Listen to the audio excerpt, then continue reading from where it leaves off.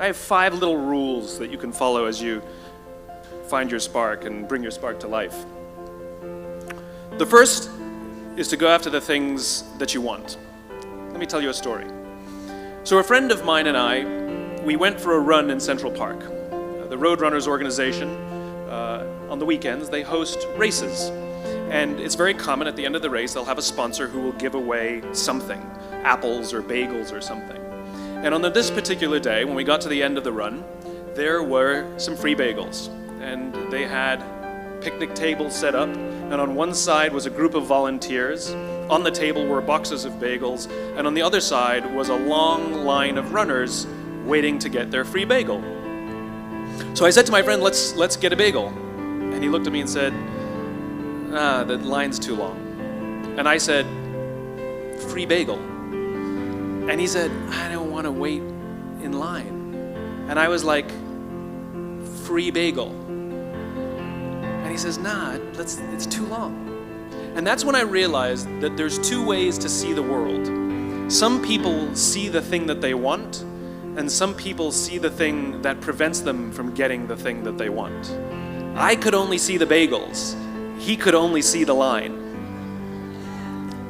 And so I walked up to the line. I leaned in between 2 people, put my hand in the box, and pulled out 2 bagels. And no one got mad at me. Because the rule is, you can go after whatever you want. You just cannot deny anyone else to go after whatever they want. Now, I had to sacrifice choice. I didn't get to choose which bagel I got. I got whatever I pulled out, but I didn't have to wait in line. So the point is you don't have to wait in line. You don't have to do it the way everybody else has done it. You can do it your way.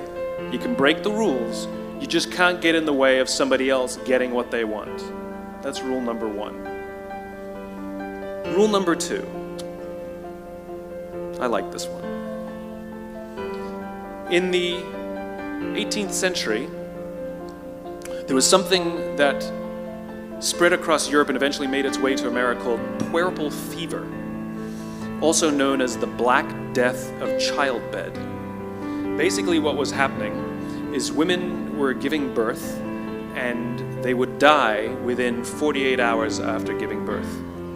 This Black Death of childbirth was the ravage of Europe, and it got worse and worse and worse over the course of over a century. In some hospitals, it was as high as 70% of women who gave birth who would die as a result of giving birth. But this was the Renaissance. This was the time of empirical data and science, and we had thrown away things like tradition and mysticism. These were men of science. These were doctors. And these doctors and men of science wanted to study and try and find the reason for this Black Death of childbed. And so they got to work studying, and they would study the corpses of the women who had died.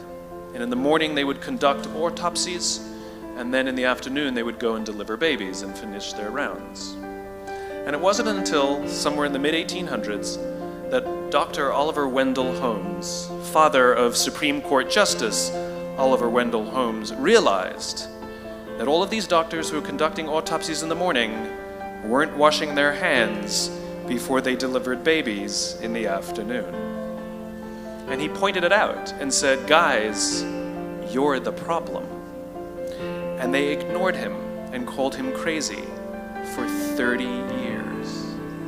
Until finally somebody realized that if they simply washed their hands, it would go away. And that's exactly what happened. When they started sterilizing their instruments and washing their hands, the Black Death of childbed disappeared.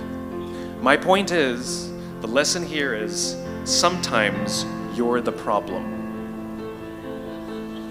We've seen this happen all too recently with our new men of science and empirical studiers, and these men of finance who are smarter than the rest of us until the thing collapsed. And they blamed everything else except themselves. And my point is take accountability for your actions. You can take all the credit in the world for the things that you do right, as long as you also take responsibility for the things you do wrong. It must be a balanced equation. You don't get it one way and not the other. You get to take credit when you also take accountability. That's lesson 2. Lesson 3, take care of each other. The United States Navy SEALs are perhaps the most elite warriors in the world. And one of the SEALs was asked, who makes it through the selection process? Who is able to become a SEAL? And his answer was, I can't tell you the kind of person that becomes a SEAL. I can't tell you the kind of person that makes it through BUD/S. But I can tell you the kind of people who don't become SEALs. He says the guys that show up with huge, bulging muscles, covered in tattoos, who want to prove to the world how tough they are, none of them make it through. He said the preening leaders who like to delegate all their responsibility and never do anything themselves, none of them make it through. He said the star college athletes who've never really been tested to the core of their being, none of them make it through.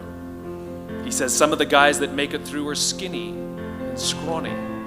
He said some of the guys that make it through, you will see them shivering out of fear.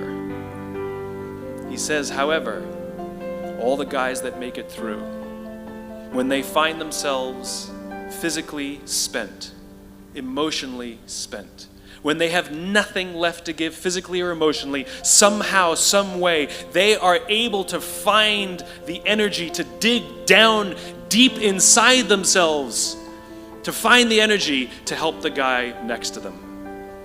They become SEALs, he said. You want to be an elite warrior. It's not about how tough you are. It's not about how smart you are. It's not about how fast you are. If you want to be an elite warrior, you better get really, really good at helping the person to the left of you and helping the person to the right of you. Because that's how people advance in the world. The world is too dangerous and the world is too difficult for you to think that you can do these things alone. If you find your spark, I commend you. Now, who are you going to ask for help, and when are you going to accept help when it's offered? Learn that skill. Learn by practicing helping each other. It'll be the single most valuable thing you ever learn in your entire life. To accept help when it's offered and to ask for it when you know that you